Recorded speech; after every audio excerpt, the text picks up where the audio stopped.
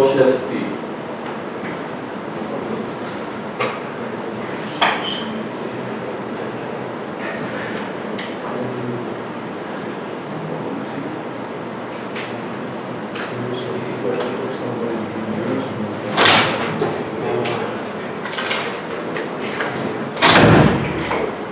Okay.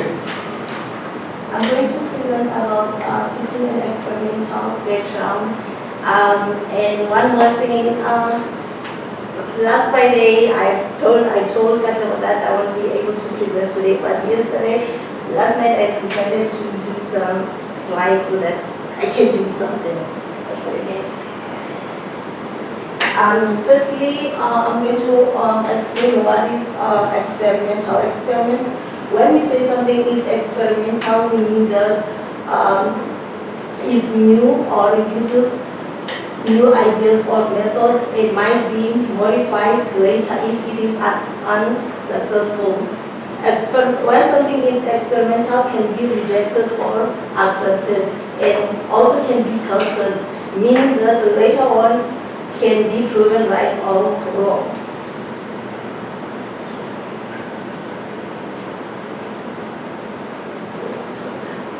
Spectrum is the range of colors obtained by passing light or a light source through a prism.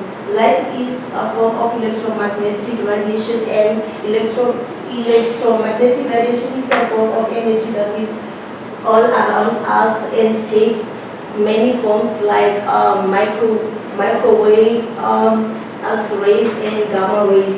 And sunlight is also a form of electromagnetic energy. Other forms of electromagnetic magnetic radiation include radio waves, microwave, infrared, ultraviolet radiation, X-rays, and gamma rays. And those the electromagnetic spectrum stretches from radio waves to gamma rays. I think the similarity between electromagnetic spectrum is that they all travel at the speed of light, and the only difference between them is their wavelength, which is directly related to amount of energy the waves. That is directly related to the amount of energy the waves carry.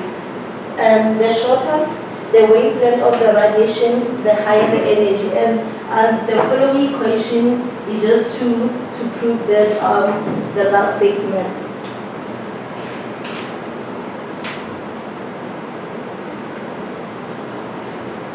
Experimental spectrum can be obtained by plotting intensity versus wavelength, and can also be obtained by spectrograph. Spectrograph is an instrument that is easy to use and that gives you high quality spectra of high quality spectra from the light of the star.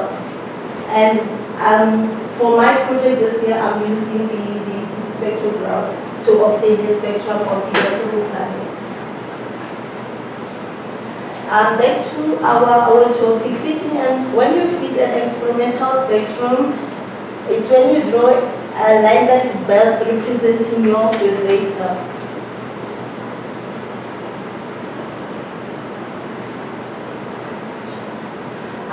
From Landau, section 5.1, page 63, we've given the experimental cross-section and the theoretical. So I decided to plot the graph of experimental cross-section versus energy, and also another figure I did, I plotted both of theoretical and experimental cross-section versus energy. This is the first figure, even though I haven't shown the X and Y labels. So this one is for the experimental versus energy. 4 minutes. Okay. And this one is for both experimental and theoretical. The importance of fitting data spectrum is to know the exact parameters, and if you have two I mean, if you have experimental data and theoretical data, the importance of fitting is to check how do they correspond to each other and what kind of shape your data is forming and how your points correspond to each other, and to check the pattern your data is taking.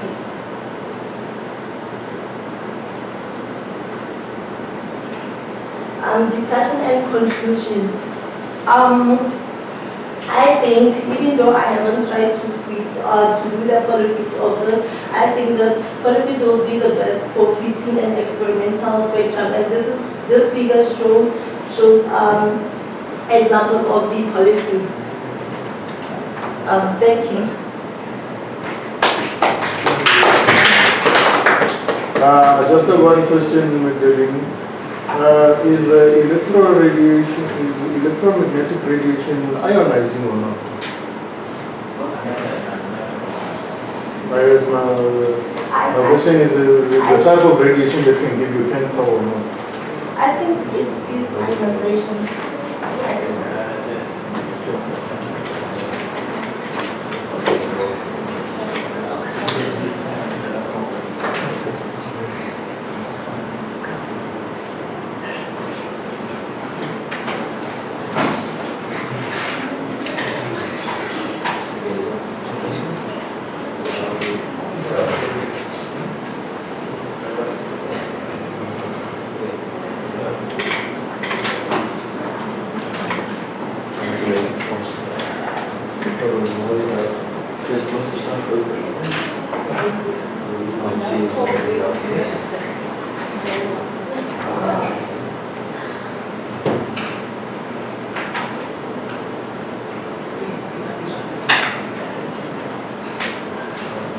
Okay, so today I'll be talking about cubic spline interpolation. So I guess the first question is, what is cubic spline interpolation? I think we can just break this down by first considering what is interpolation. So interpolation can be considered as a method estimating intermediate values between, if you have a data set and you want to get the intermediate values, then you use interpolation. This can then give you a function which can then move through all the different points. The most common interpolation method is polynomial interpolation. With this method, you take a data point, and from that you get a polynomial, and this polynomial goes to each of the data points. If you have n plus 1 data points, the polynomial has to at least be the nth polynomial. So in other words, if you have 2 data points, you need a first order polynomial, and for 3 data points, you need a second order polynomial, and so on. These polynomials are usually obtained by using methods such as the using of Lagrange and polynomial methods. The pros of using these methods are that they're easy to evaluate, differentiate, and integrate.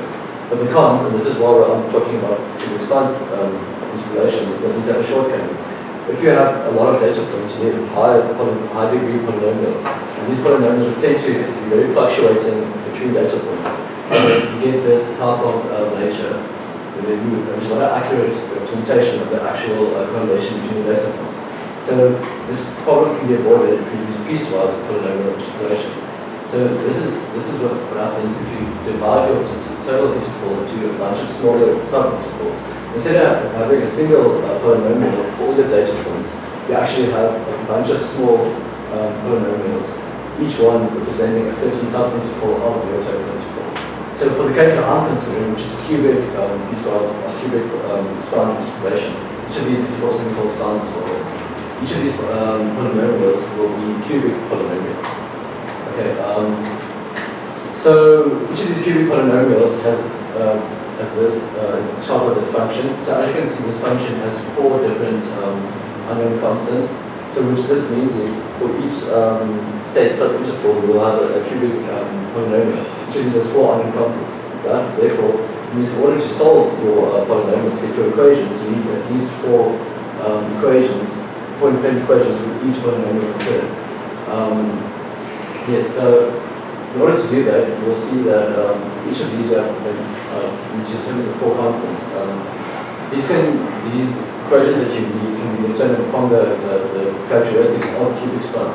So the main characteristic is that, as you can see, we have separate data points, and they are connected by different polynomials. So these polynomials have the same values at each place point. Also, since this is a smooth and continuous derivative, the first and second order derivatives of these polynomials will be equal at these points. Therefore, you can use this to determine equations which can be used to solve the equations for the polynomials. So these are the 6 different conditions which get characteristics of cubic polynomials, which are just basically first derivatives. Okay, anyway, so that was it's a bit confusing to explain. I think it would be easier if we just consider an example. So we'll take the most simple example. We only have 3 data points, and then we need 2 data points which can be subdivided by 2 different sub-intervals or 2 different spans, as you can see. And each of these should have a cubic, what we describe a cubic polynomial. So for the first interval between the first 2 points, we discover this formula. The second one we discover this formula. As you can see, each has 4 unknown constants, which gives us a total of 8 unknown constants. Therefore, we will need 8 independent conditions or equations to well, 4 of these conditions can already be found just by noting that the first and last points of each of the splines are equal to the data points, which gives us 4 of the 8 equations we need. 2 more can be found since the 2 different splines have the same derivatives at the center. So we get 2 more equations. And the last one is since the boundary conditions, boundary conditions would state that the first and last points, second derivatives would be equal to 0, which gives us 2 more. Anyway, solving all 8 of these equations will give you the 2 unit functions for the polynomial. So you have the cubic polynomial, you have the first and second one. Plotting these, you can see that they move, these plots move through all 2 points as well as it's smooth and continuous. As you obviously notice, this is quite a tedious process. It takes a lot of time, but luckily we have integration methods, computer programs which do help us do this. So we do a Python package. To 10 data points, which will take much longer. And these 10 data points come from a sums function, so the function will be like this normally. Applying the Python package, we can see that the cubic interpolation gives us this function, which is a very good approximation of the real one. And the main application as well, cubic interpolation, is for modeling purposes. As well, as you can see, this is continuous, so therefore you can see the first derivative can also be found here, as well as the second one, but when you try to get the third derivative, it absolutely gets very lost. This is not one of the conditions for line integration. Yeah. Yeah, thanks. 5.5 minutes.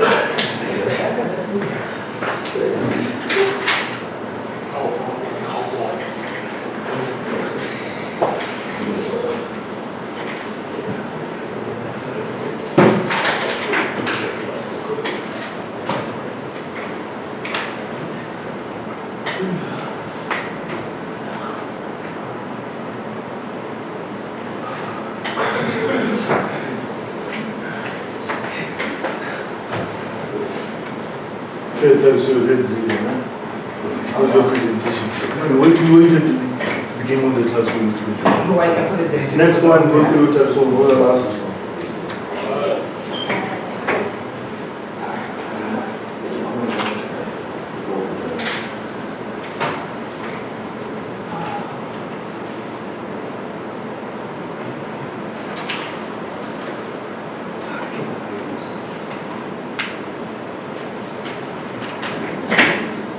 Guys, we're supposed to copy your stuff into the laptop already.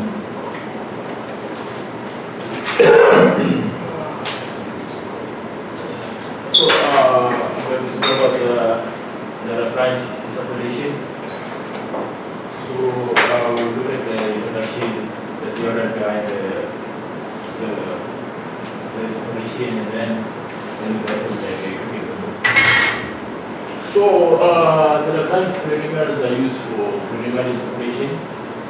So, for a given set of points x, j, and I, with no x is unified, the Lagrange polynomial interpolates the polynomial of the logistic area. So, the theorem, as you can see from there, it says for given in n distinct values x1, x2, x3, xn, given values y, with exactly distinct with the unique polynomial p.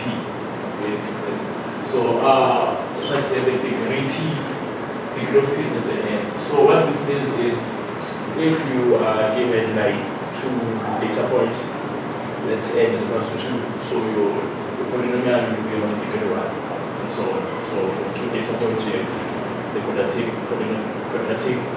and so on and so on.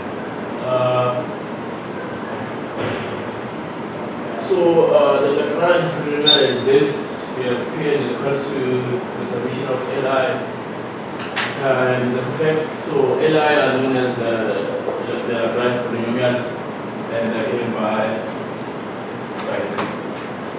So J should not be equal to xj because you get like a number over 0 and you can't have something like that. This is a proof that you can read quickly, you can quickly read, and an example. So suppose we want to interpolate x cubic function over this range 1 and then next to 3. You have this, and then you have your Lagrangian polynomials L2 0, L2 1, L2 2 because the degree of this function is 2 because the object is a constant. So we have this, and then you have the function given by that, and then you have something like this, which is so basically how it works is that type thing. That's it. I'm done. Okay, that's 2 minutes.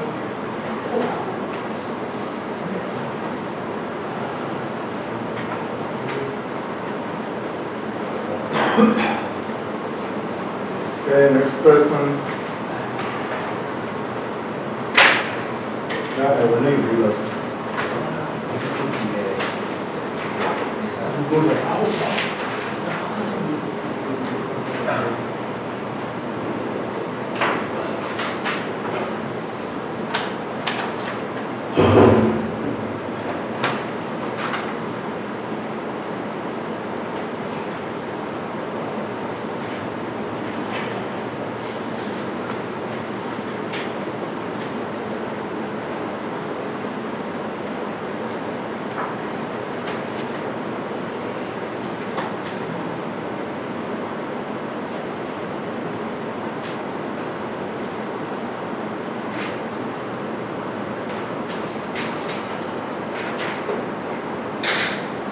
Hi guys, so I'll be presenting about fitting and experimental cooking.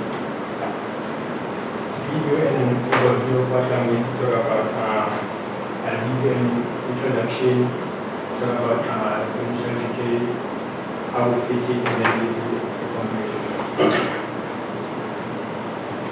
Before I go in further, I want to define what is self-fitting. That's fitting in exponential decay for a standard array. So curve fitting is a process whereby we construct a curve or a mathematical function from a given set of data points. Now, here what you see is a general form of an exponential decay formula. Now, here I like to define what is exponential decay. So exponential decay is a population of something whereby it declines at a rate that is proportional to the initial amount of the population. This formula here is the general form of the decay, and then equation 2 there is the solution of equation 1. Here are the examples of exponential decay. Here we have radioactive decay or decays over time, and here is the capacitor discharges over time. Suppose we have a set of data points, and we want to fit an exponential decay. So we use curve fitting, the ideas of curve fitting to achieve that. You can fit the model using Python module called SciPy, and then to determine the actual formula for our decay rate, we can use exponential regression. Exponential regression is a process where we find the equation of the function using our graph.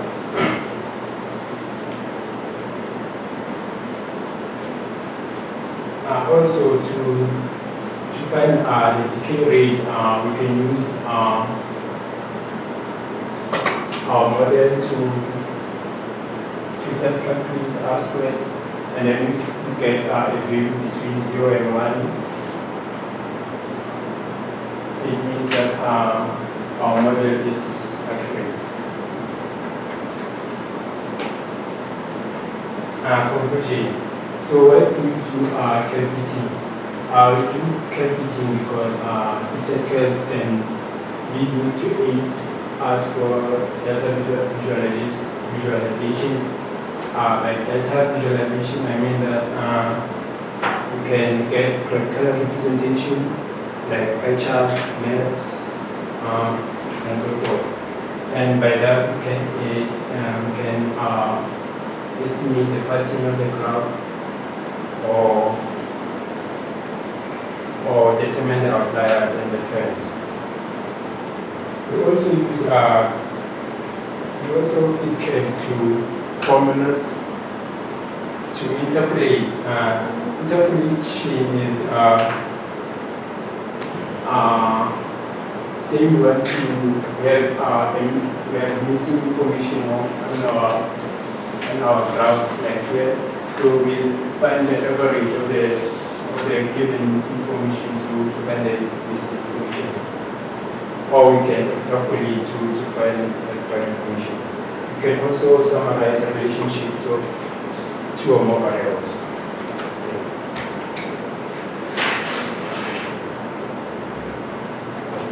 Anybody got a question?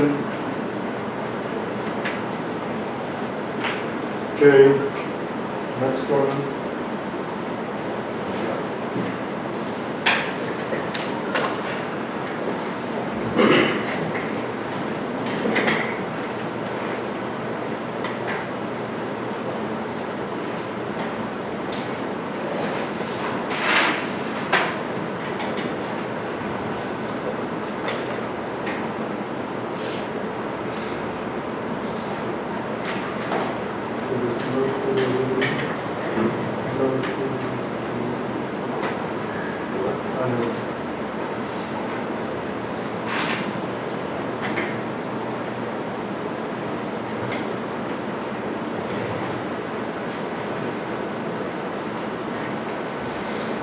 Okay.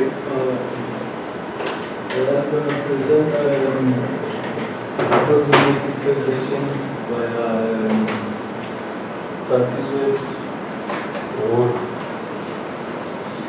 this is overview. What is trapezoidal role? In mathematics and more specifically in numerical analysis, the trapezoid role is a technique for approximating the defined integral as shown there. It is also known as trapezium rule. A general formula of integration